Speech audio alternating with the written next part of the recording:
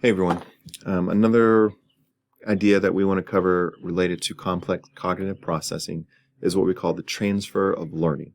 All right, so that's our ability to take our understanding of one context or one idea and then apply it in another one. All right, so what's something that you've learned and how can you take what you've learned and apply it in a different area as well? So we can see there's a lot of great applications here. This is how this would be an important thing for students to learn.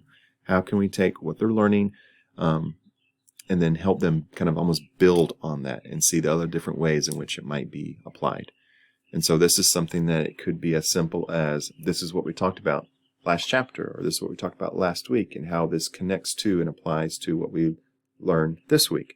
So take your previous understanding, bring it with you, and apply that to help you better understand this new thing. Okay?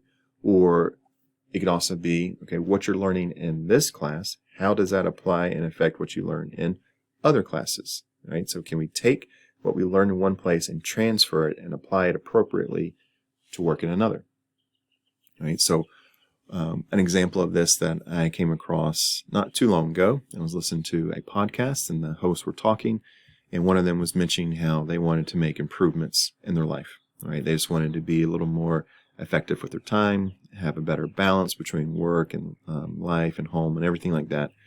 And so what they decided to do was first identify what is something that is going well, right? What is something that I don't have to think about? It's just working really, really well.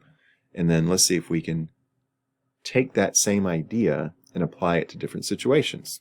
Could they take something they've learned and transfer it to another situation, right? So what they identified was that for them, breakfast was going really, really well. That was a part of their day that was very streamlined, and it helped them be effective and have a good start for the rest of the day.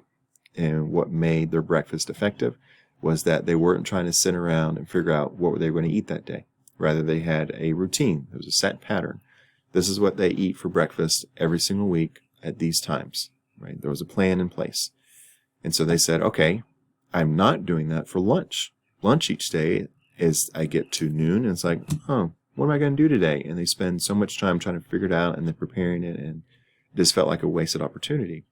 So they took what they learned, was what was working for breakfast, and they applied it to lunch. And they started this new routine where everything was planned out and scheduled ahead of time.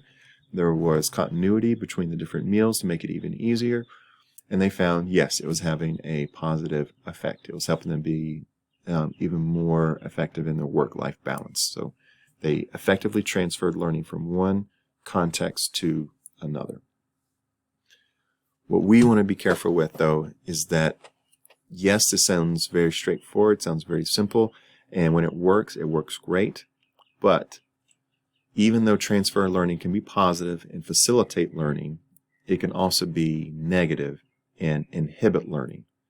So if we get too stuck on this one idea, and then as we're trying to apply it to another, if it's interfering with the process of us learning that new idea in the proper context for it, that transfer learning is actually not helping us, right? So things that will affect this. One is our depth of understanding, right? So how well do we actually understand something? Is it more just kind of surface level, or do we understand it on a little bit deeper of a level? All right, so the deeper we understand something, the more profound our understanding is. That's going to facilitate the transfer of learning. We also want to see how similar the ideas are, right? So if you're talking about the example we looked at, breakfast to lunch, very similar idea, very easy to transfer that learning and knowledge.